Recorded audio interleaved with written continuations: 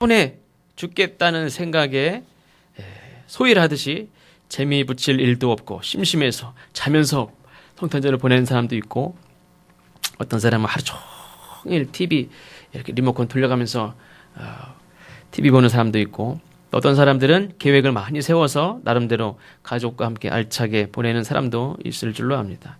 그러면 성탄절을 어떻게 보내는 것이 좋겠는가?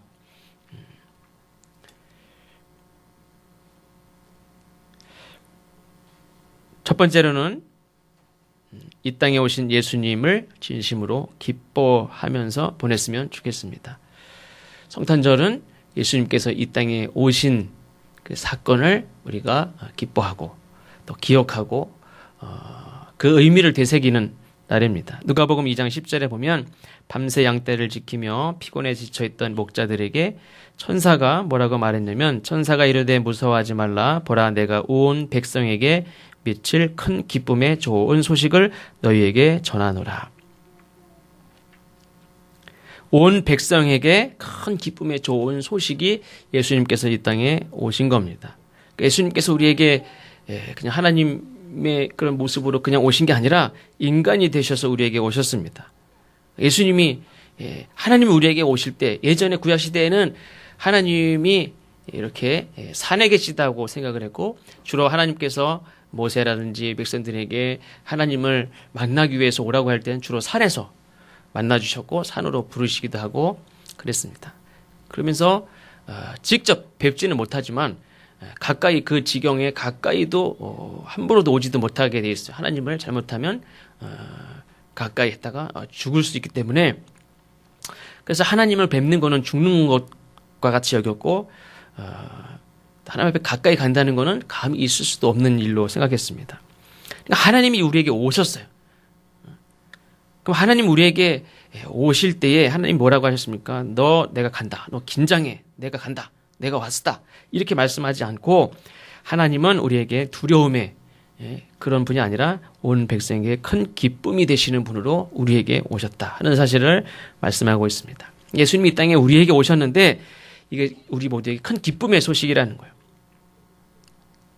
분명히 성경에도 하나님께서, 나는 잘 모르지만 하나님께서 내가 너희에게, 예수님께서 너희에게 인간의 모습으로, 너희 똑같은 모습으로 이제 오셔서 함께 하시는데, 그게 굉장히 가장 큰 기쁨의 소식인데, 그 기쁨을 기쁨으로 아는 게 복인 거예요. 기쁨을 기쁨으로 받을 수 있는 존재가 복된 존재입니다. 분명히 하나님 보실 때 정말 기쁨의 소식이고 그게 귀한 일인데, 그걸 기쁨으로 여기지 못하고 귀하게 여기지 못하고 기쁨을 무시하거나 기쁨을 거부하는 것은 비극인 거예요. 예수님도 말씀하셨거든요. 이미 심판은 뭐 나중에 어디 죽어서 나중에 심판 당하느냐, 이미 예수님께서는 이미 심판을 받았다고 그랬어요. 예수님은 빛이신데 빛으로 예수님이 오셨을 때 이미 어떤 사람은 막 기뻐하고 영접하는 사람이 있어요. 어서 오십시오. 어떤 사람들은 사실 예수님이 이 땅에 오실 때 아무도 예수님 오신지도 모르고 예수님을 몰라봤지만, 그래도 늦었지만 예수님을 알고 이제 예수님을 환영하고 기뻐하고 영접하고 하는 사람이 있었지만, 어떤 사람은 딱 드러나요. 애매한 게 아니라 바로 드러났어요. 바로 싫어하는 사람은 바로 싫어하고, 기뻐하는 자들은 예수님을 영접했어요. 예수님이 빛으로 오신 이상, 전에도 말씀드린 대로 깜깜한데 우리 집에 바퀴벌레가 막 기어다닌다. 제가 자취할 때 탁 불을 끄고 누워있으면 바퀴벌레 돌아다니는 소리까지 났어요. 탁 켜면은, 불을 탁 켜면은 후삭 숨는 게 5-6마리가 벌써 보여요. 빛이 딱 켜지는 순간에 아 좋아 하는 사람이 있고, 아 꺼 그래가지고 이 빛이 싫은, 그래서 즉시 숨어버리거나 즉시 거부하는, 즉시 빛을 싫어하는 그런 사람들이 있어요. 예수님이 이 땅에 오신 것 자체로 그게 기쁨으로 여겨지는 사람이 있고, 어떤 사람은 그 자체로 예수님이 이 땅에 오신 거를 아는 순간 즉시 거부하고 즉시 거부 반응을 보이는 사람들이 있었어요. 예수님이 이 땅에 오신 것을 기뻐하는 존재, 기뻐하며 오늘 하루를 보내는 사람이 복된 존재인 줄로 믿습니다. 둘째로는 예수님을 마음에 영접해야 됩니다. 예수님이 이 땅에 오심을 누구나 당연히 무조건 다 기뻐할 수 있는 일이었느냐? 아닙니다. 아까도 말씀드린 대로 예수님이 이 땅에 오신 것을 싫어하는 사람도 있었어요. 근데 예수님이 이 땅에 오신 것을 물론 복되고 하나님의 뜻이고 귀한 일이지만 어떤 사람에게는 그게 무작정 다 기뻐할 수만은 없는 그런 사람이 있었어요. 그게 누구냐면 마리아예요. 천사가 요셉과 약혼만 했지 아직 남자를 알지 못하는 그런 마리아에게 하나님의 아들을 성령으로 잉태할 것을 말하면서 이렇게 말합니다. 기뻐하여라. 은혜를 입은 자야. 주님께서 그대와 함께 하신다. 그러나 이 일이 약혼한 처녀로서는 받아들이기 힘든 일이죠. 아직 약혼만 했지 내가 아직 그 사람과 사는 것도 아닌데 약혼만 했는데 내가 아이를 잉태하면 여기서는 난리가 날 일이죠. 그러니까 이거는 약혼이 파괴되는 건 물론이고 돌에 맞아 죽을 일이에요. 지금도 뭐 터키나 무슨 파키스탄이나 인도나 이런 데는 무슨 주로 이제 여자 쪽만 그렇죠. 이렇게 간음을 했다든지 바람을 폈다든지 이러면 그냥 다 돌로 그 가족들이 이거는 뭐 남자 쪽만이 아니에요. 여자 쪽에서도 우리 집안의 명예를 더럽힌 창피한 일이에요. 그래서 식구들이 다 가가지고 오빠도 뭐 형제고 다가 돌로 쳐 죽여요. 지금도 현행법으로는 못하게 되지만 그냥 관례적으로 내려오는 법으로 다 쳐 죽여도 뭐 말리지 않는다면서요. 그러니까 이거는 이런 일이 자기한테 생기면 약혼은 파괴되는 거는 물론이에요. 이게 돌에 맞아 죽을 일이에요. 그러나 마리아는 그것이 자기에게 또 온 백성들에게 진정한 기쁨이 되고 복된 일이라는 것을 믿고 그렇게 되기를 원했고 예수님을 진정으로 다른 사람들은 그냥 마음으로 이렇게 받아들이지만 이 마리아는 어떻습니까? 내 몸으로 내가 어떻게 될지도 모르는 그런 상황이지만 내 몸으로 온몸으로 마음으로 또 예수님을 받아들이기로 마음을 먹고 이렇게 대답합니다. 마리아가 이르되 주의 여정이 오니 말씀대로 내게 이루어지이다 하매 천사가 떠나가니라. 그래서 성탄절은 예수님이 이 땅에 오신 또 그 예수님을 영접하는 내 마음에 모시는 예수님이 이 땅에 아기로 이렇게 잉태하셔서 이 땅에 태어나셨지만 방이 여관에 묵을 방조차도 없어서 외양간에서 구유에 누워서 이렇게 이 세상의 삶을 시작을 하셨습니다. 그때만 예수님을 환영하고 이렇게 모시는 사람이 없었느냐? 지금도 마찬가지죠. 예수님이 이 땅에 태어나신 것에 대해서 많은 사람들이 이야기는 하지만 정작 예수님을 정말 예수님을 내 삶에 내 안에 이렇게 모시느냐? 예수님이 내 삶에 사실은 이렇게 듣는 정보로 그렇구나 이렇게 생각하지 예수님이 내 삶의 주인으로 이렇게 모시고 내가 주님 뜻대로 살겠다는 그런 마음을 먹느냐? 그렇지 못한 사람들도 많죠. 그래서 이 성탄절은 물론 기뻐하고 하는 그런 날이지만 예수님을 내 마음에 모시고 예수님의 뜻대로 내가 예수님의 뜻대로 그렇게 살겠다는 그런 마음을 가지고 살아가는 날인 줄로 믿습니다. 셋째로는 우리 모두 예수님께 소망을 두는 날입니다. 오늘 12절에 보면 사도 바울은 이사야 선지자가 예언한 말씀을 인용해서 말씀합니다. 이사야가 이르되 이새의 뿌리 곧 열방을 다스리기 위하여 일어나시는 이가 있으리니 열방이 그에게 소망을 두리라 하였느니라. 바울은 예수님이 이 땅에 오신 것, 또 하나님께서 이사야 선지자를 통해서 주신 약속이 바로 예수님이라는 사실을 확실하게 믿게 됐고 모든 열방이 세번역에 보면 이방인들이 이렇게 번역합니다. 하나님을 아직 알지 못하는 모든 이방인들이 소망을 둘 분이 바로 예수님이다. 그러니까 이 바울이나 이 유대인들은 예수님이 이 이스라엘을 위해서 유대인들을 위해서 오신다고만 생각했어요. 우리 민족을 로마에서 구원하고 우리 민족을 해방시키는 그런 분으로 그래서 선택된 이 백성들만을 위한 분이 예수님이라고 생각을 했어요. 근데 사도 바울이 확실하게 깨달은 것은 그 예수님이 누구에게 소망이 되는 우리 유대인들에게도 물론 소망이 되겠지만 예수님은 우리에게만 소망이 되는 분이 아니라 모든 열방들이 모든 이방인들도 다 소망을 둘 분, 그분이 바로 예수님이라는 사실을 알게 됐고, 그래서 이 오늘 로마서의 말씀은 로마 교회에 이 사도 바울이 가본 적도 없고 누구 있는지도 몰라요. 대부분 뭐 에베소나 빌립보나 고린도나 이런 데는 다 자기가 가서 말씀을 전하고 세우고 양육한 그런 교회들이고 몇 번씩 방문한 교회들이지만, 이 로마서는 자기가 알지 못하는 그런 공동체에 보낸 말씀이에요. 그러면서 예수님이 누구냐?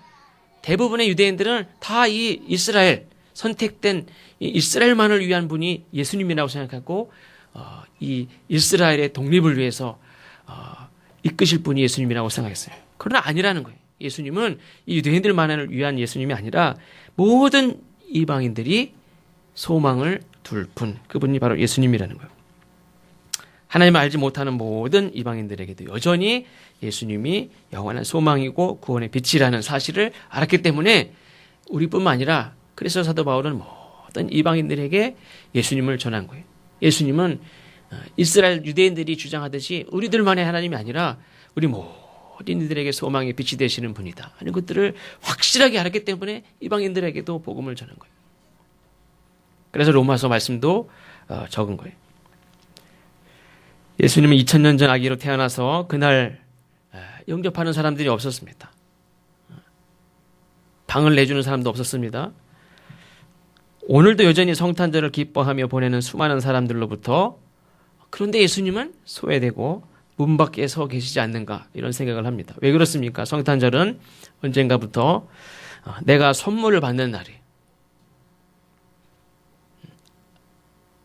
성탄절은 어떤 모임이든 어떤 우리가 가족이든 또 교회든 선물을 서로 주고받고 이거 자체가 나쁘다는 게 아니라, 선물을 예수님께서 당신을 우리에게 주셨듯이 우리가 서로에게 작은 정성을 담아서 서로 사랑을 표현하고 선물을 주고 받는데, 이렇게 하다 보니까 예수님은 없어요. 그 성탄절은 내가 선물을 받는 날이에요. 나의 소원을 이루는 날이고, 나의 이기적인 즐거움을 만족해 하는 날이고, 나의 장기를 자랑하고 또 그걸 축하받는 날이에요. 그 이상 아무것도 아닌 날이 되었습니다. 가족과 함께라는 이름하에 예수님의 방은, 예수님의 자리는 어떻게 준비됐는지, 어디 자리가 있는지 사라진 지 오래됐습니다. 저는 그런 생각을 했습니다. 예수님은 이 시대에 예수님을 믿는다고 하는 많은 그리스도인들에게 예수님은 솔직히 예수님이 아주 가깝게, 오늘 특별 성탄절인데 예수님이 아주 가깝게 친근하게, 예수님이 정말 고맙게 감사하게 내 아내와 같이, 남편과 같이, 내 신부와 같이, 애인과 같이, 친구와 같이 그렇게 예수님이 내 오늘 이 자리에 오늘 하루 동안 가장 귀하고 가장 이렇게 곁에 있고 싶고 하는 그런 분입니까? 아니면 좀 낯설습니까? 낯선 이방인과 같은, 예수님을 다시 생각하려니 좀 예수님이 오늘 생일이라니까 예수님을 생각하긴 하는데, 그래도 나는 그냥 떠들고 즐겁고 놀고 이게 좋지. 우리 마음속 깊은 곳에서 예수님이라는 분이, 그분이 우리에게 낯선 그런 손님과 같은 그런 분은 아닌지.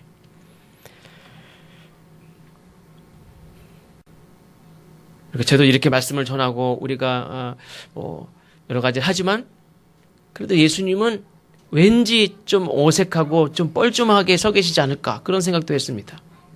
많은 교회들이 예수님의 탄생을 축하하고 재롱잔치도 하고 많이 하지만 예수님이 이 시대에 얼마나 뻘쭘하실까, 얼마나 어색하실까.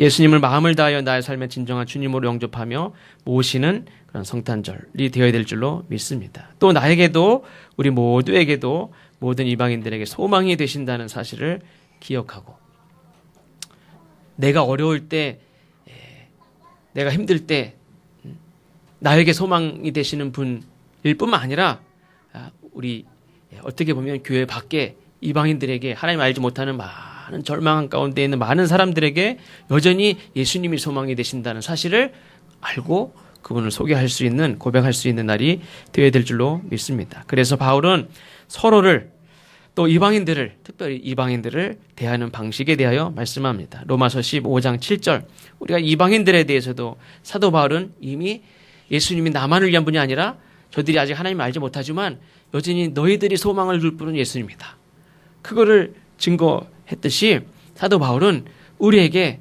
먼저 이방인들을 대하는 마음이 열려져야 됩니다. 유대인들은 이방인들에 대해서 개 취급을 했고 무시하고 감히 예수님이 어떻게 저들을 위한 하나님입니까? 우리 하나님이지. 그랬지만 사도 바울은 그렇게 생각하지 않았습니다. 그러면서 이방인들을 대하는 방식, 그 이전에 서로를 대하는 방식에 대해서 말씀하는데 15장 7절에 보면 그러므로 그리스도께서 하나님의 영광을 드러내시려고 여러분을 받아들이신 것과 같이 여러분도 서로 받아들이십시오.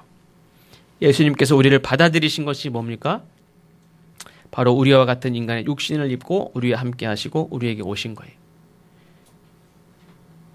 예수님 우리를 받아들이는 방식이 뭡니까? 하나님은 저기 전능하신 거룩한 보좌에 계시는 하나님인데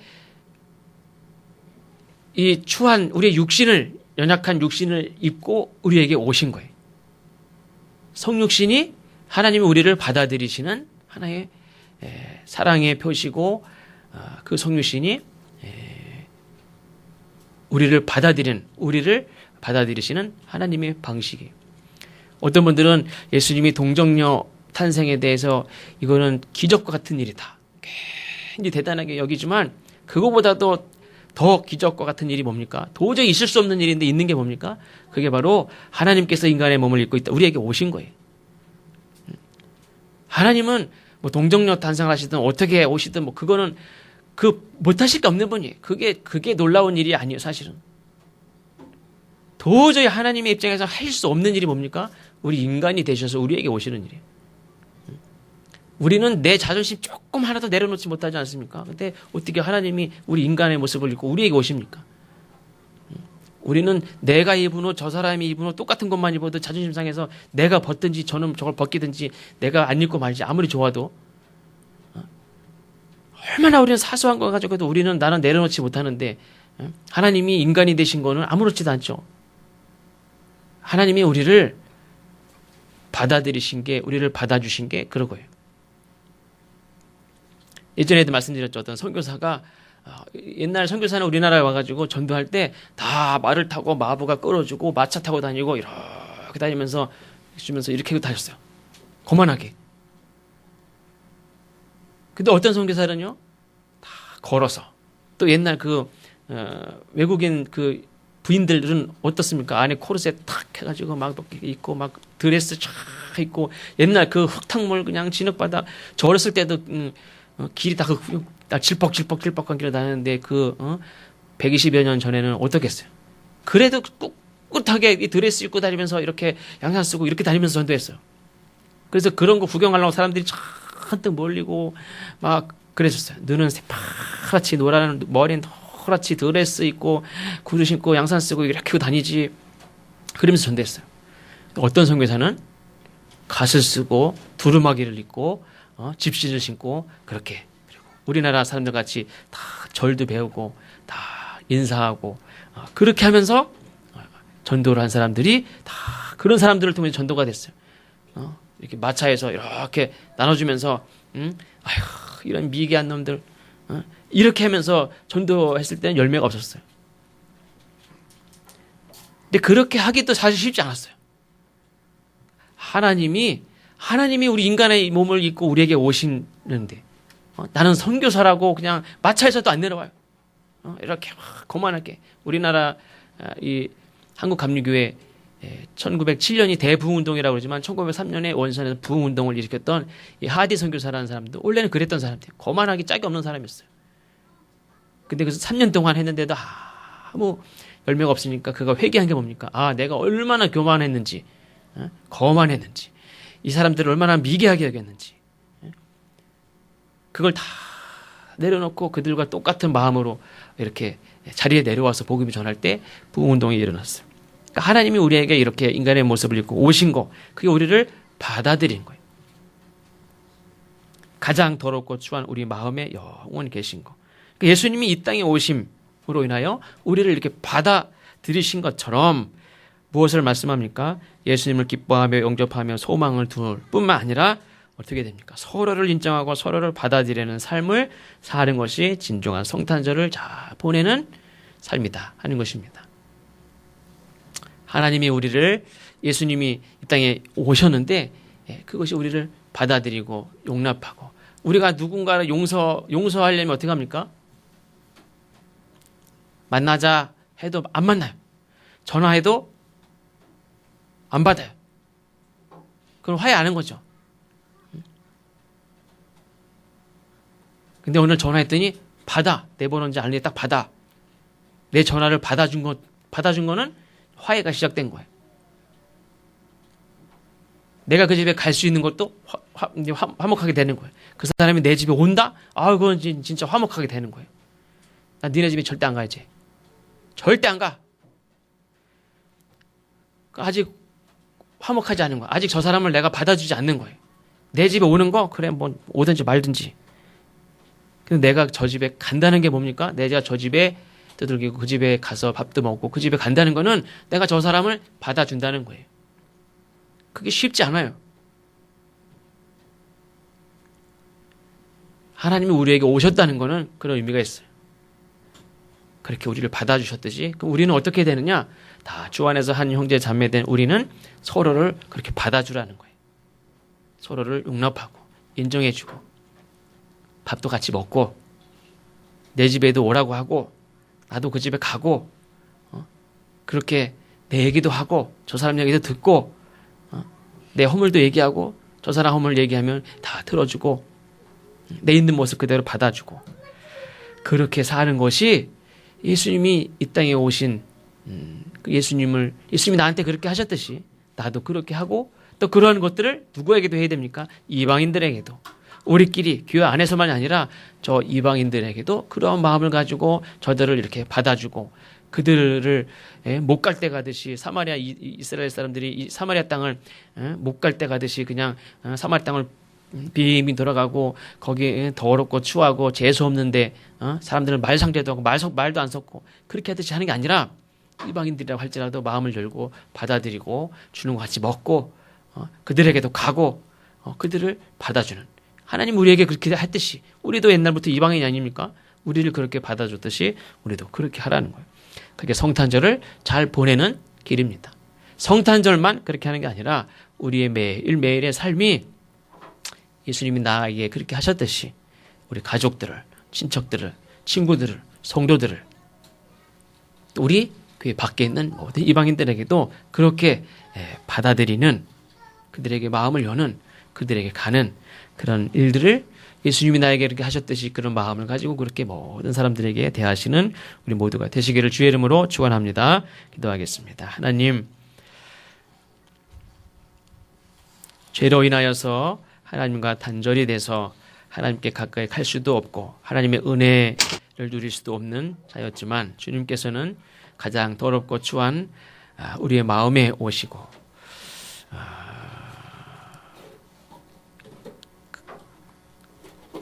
감히 있을 수도 없는 우리 인간의 모습을 입고 우리에게 오셔서 우리를 자녀 삼으시고 의롭다고 이야기해 주시고 깨끗하게 하시고 친구 삼아 주시고 우리를 사랑하시고 축복하시고 우리를 받아주셨던 것처럼 우리에게 서로를 받아들이라고 또 이방인들조차도 예수님이 그들에게도 소망이 되신다는 것을 알고 그들을 받아들이고 그들을 축복하고 하라고 말씀하신 것처럼 우리가 성탄절뿐만 아니라 주님이 그렇게 하셨듯이 우리 가족과 친척과 친구와 성도들과 우리 모든 사람들에게 하나님의 마음으로 그들에게 마음을 열고 그들을 받아들이고 그들에게 갈 수 있는 그들을 용서하고 축복할 수 있는 우리 모든 성도들의 삶이 될 수 있도록 주님 인도하여 주옵소서. 예수님의 이름으로 감사하며 간절히 기도하옵나이다. 잠깐 제가 아까 설교 시간에 하나 빠뜨린 게 있는데 잠깐 하나 말씀드릴게요. 한자로 인기라는 말이 있습니다. 인자는 참을 인자, 기자는 줄일 기자. 혹시 PPT 있나요?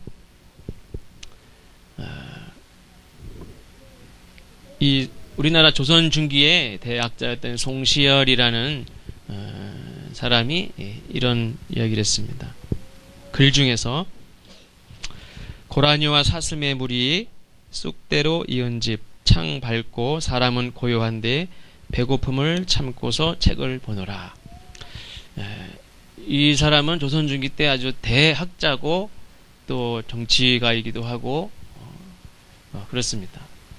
그 당시에 있었던 세력가 중에서는 굉장히 물론 이제 성격도 과격하고 그래서 많은 적들도 가지고 있던 사람이지만 굉장히 학자적인 면에 있어서는 그냥 뭐 세력도 있고 또 무자고 힘도 있고 권세도 있고 또 깊은 학자인데 이분이 이제 학문적인 책을 보는 사람 입장에서 그 학문하는 사람 입장에서 쓴 그 사람의 마음을 심정을 알 수 있는 글인데 맨 마지막에 배고픔을 참고서 책을 본다. 이 사람이 무슨 배고플까?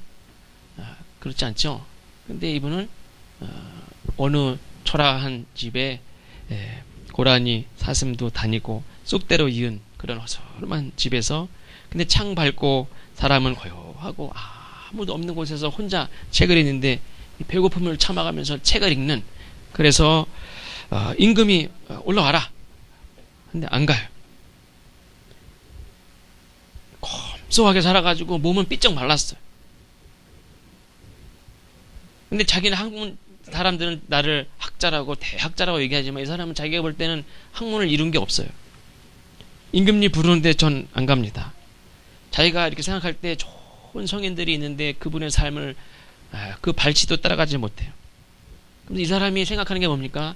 내가 이렇게 얼마쯤에서 지금 배짝 몸도 이렇게 약하고 하지만 배고픔을 참아가면서 내가 평생 책을 읽다가 이 세상을 다 마감하더라도 내가 책을 읽으면서 이 세상을 마감하리라 하는 마음으로 책을 깊이 이 배고픔을 참아가면서 그 책 속에서 있는 깊은 진리를 깨닫는 그것을 붙잡는 세상에 나가서 할 소리 하고 권세를 누리고 많은 사람을 다스리고 막 주장을 하고 할 수도 있지만 이 사람은 그 책 속에 있는 진리를 깊이 붙잡고 생각하고 고민하고 하면서 자기 삶이 마감된다고 하더라도 상관이 없다. 그런 마음으로 하루를 보내는 그런 글귀를 볼 수 있습니다. 사실은 성탄절도 저는 막 웃고 떠들고 즐겁고 막 그렇게 할 수도 있지만 사실은 우리가 정말 신앙을 가지고 산다면 이 학자와 같이 우리가 막 진짜 너무너무 배부르게 잘 먹어가지고 아유 죽을 것 같아. 아유 너무 잘 먹었어. 배불러 죽겠어. 이렇게 하면서 성탄절을 또 연말을 막 그렇게 보내는 게 아니라 그럴 수 있지만 많이 먹을 수 있지만 우리가 늘 이렇게 배고픈 마음으로 깊이 주님 오심을 생각하면서 성탄절을 보냈으면 좋겠다. 그래서 줄일 기자 또 참어린 자 이 송시열이라는 사람이 배고프지 않은 사람이거든요. 근데 그런 정신을 가지고 살았다는 거예요.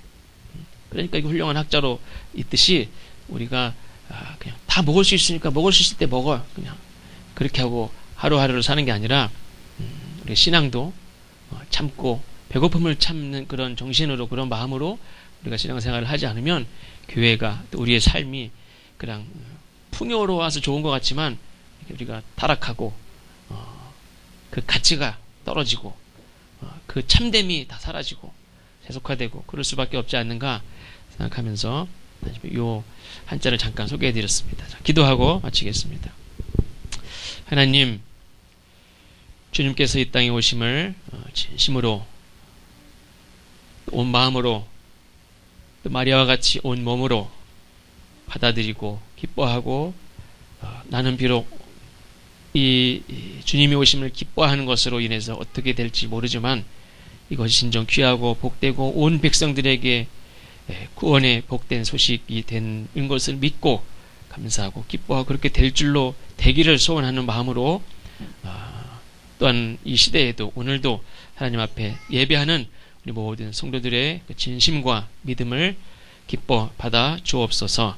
우리의 마음속에 우리의 삶 속에 또 주님이 이 땅에 오신 그 사건을 통해서 우리에게만이 아니라 교회 다니는 사람들에게만이 아니라 이 세상 모든 사람들에게 참 소망이 되신다는 것을 꼭 기억하고 주님을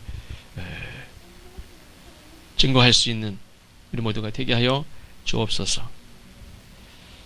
또 기쁜 마음으로 하나님 앞에 예물을 드린 손길이 있습니다.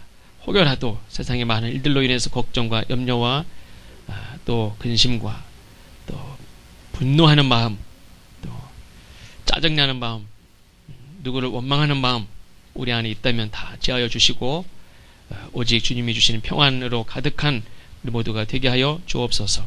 서로를 용서하고 주님이 우리를 받아주신 것처럼, 받아들이신 것처럼 하나님 우리 서로를 받아주고 인정해주고 또 이해하고 축복하고 기도하고 격려하고 위로하고 그들과 함께 할 수 있는 우리 모두가 될 수 있도록 도와주옵소서. 예수님을 믿는다고 하면서 예수님은 우리에게 그렇게 대하셨음에도 불구하고 우리는 전혀 그렇지 못한 자들이 아니라 주님께서 그렇게 하셨듯이 우리도 서로를 모든 자들을 받아줄 수 있는 우리 모두가 되게 하여 주옵소서. 하나님 앞에 드린 예물 주님께서 기뻐 받으시고 이 재물뿐만 아니라 시간과 마음과 애쓰고 수고하는 모든 헌신을 통해서 하나님 나라를 위하여 기쁘게 또 쓰임받는 우리 모든 성도들 되게 하여 주옵소서.